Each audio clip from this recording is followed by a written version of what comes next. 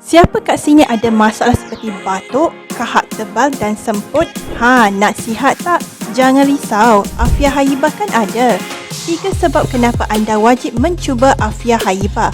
Yang pertama, Haibah dapat mencuci dan bersihkan paru-paru daripada kuman dan kotoran. Yang kedua, Haibah dapat bantu melancarkan pernafasan anda. Dan yang ketiga, Haibah dapat mencairkan kahak yang tersumbat di saluran pernafasan. Ramai kami dah bantu seperti testimoni berikut.